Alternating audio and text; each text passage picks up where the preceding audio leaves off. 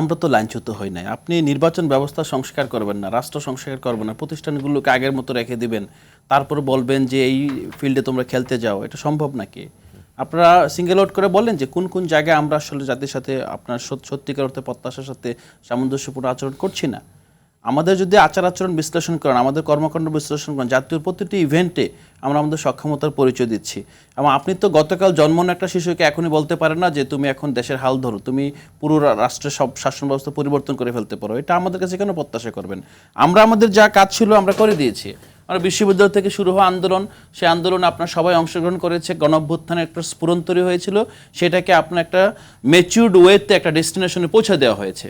না হলে কিন্তু আপনার 3 আগস্টে যদি এক দফার ঘোষণা না হতো, এই আন্দোলন কোন দিকে কিভাবে চলে যেত এটা আসলে কেউ জানে না। ধরেন 5 আগস্টের যে আপনার গণভবন ঘেরাওর যে ঘোষণাটা, এইটার মাধ্যমে মোটামুটি আপনি মনে করেন যে ওখানে ফুল স্টপ দেন।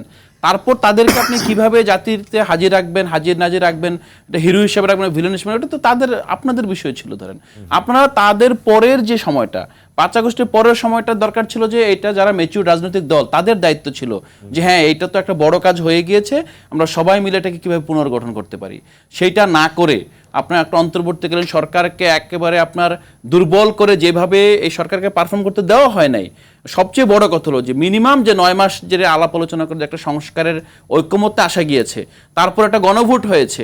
আমার সাথে আজকেই আনফেল একটা আপনার রিপোর্ট দিয়েছে, একেবারে 26 পার্লামেন্টারি ইলেকশন অ্যান্ড রেফারেন্ডাম সারা দুনিয়াতে শুধুমাত্র পার্লামেন্টারি ইলেকশন হিসেবে বিবেচিত হয় না, যারা আসছে সবাই রেফারেন্ডামের ফলাফলটাও আপনার এখানে একই সাথে এটা পর্যবেক্ষণ নিয়ে আসছে, গেজেট আকারে এসেছে। আপনি রেফারেন্ডামকে পুরোপুরি উড়িয়ে দিলেন। এই যে একটা গ্রেভ আপনার ভায়োলেন্স অথবা এত বড় সমস্যার কিছুটা বীজ আছে বলে আপনার মনে হয়?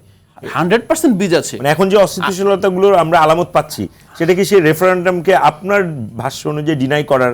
আমি একটা বিষয় বলি, ধরেন আজকের বিএনপি যে ঝুঁকিটা নিয়েছে, বিএনপি ঝুঁকি নিয়েছে, ঝুঁকির যে জায়গাটা ধরেন আমি মাসুক ভাই সামনে আছে, স্টিল যেটা বলতেই হবে সেটা হচ্ছে বিএনপি মনে করেছে আমরা খুব ভালো সার্ভিস ডেলিভারি দিব এবং মানুষ আস্তে আস্তে আপনার এগুলো ভুলে যাবে।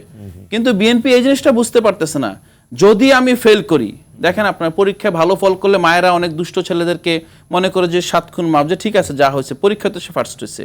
বিএনপি মনে করেছে আমি যদি 31 দফা দিয়েছি, আমি আমার পরীক্ষা পাশ করে ফেললে জনগণ আমাকে আর কোনোভাবে আপনার ওইটা ভুলে যাবে।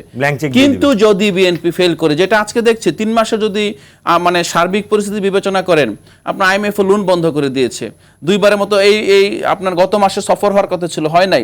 এই রানিং মাসে সফর না হলে নতুন করে আবার নতুন লোনের জন্য আবেদন করবে। আপনি জানেন যে IMF লোন মানে হলো যে লাস্ট রিসোর্ট, যখন পৃথিবীর কোথাও আর লোনের ব্যবস্থা নেই তখন IMF আপনাকে উদ্ধার করতে এগিয়ে আসে। যেই উদ্ধার করতে এগিয়ে এসেছিল সেই লোনটাকে আপনার কন্টিনিউ করতে পারলেন না। কেন পারলেন না? IMF মনে করছে যে আপনি ইকোনমিক রিফর্মের জন্য যে পদক্ষেপ নিয়েছেন তা যথেষ্ট না। এই রিফর্ম দেশের আপনাকে আমি লোন দেবো না, আপনি লোনটা ফেরত দিতে পারবেন না। এবং স্বাভাবিকভাবে IMF এর সার্টিফিকেশন ছাড়া আপনি অন্যান্য আপনার বড় লোন পাওয়া যাবে না। এখন কিন্তু IMF এর কাছে ধর্ণা দিতে হচ্ছে।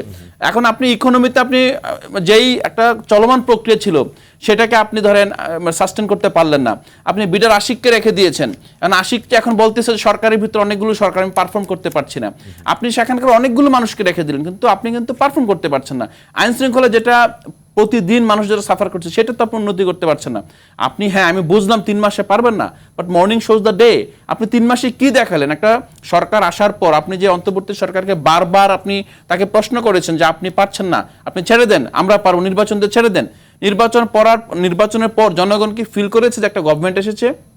আমার মনে হয় না জনগণ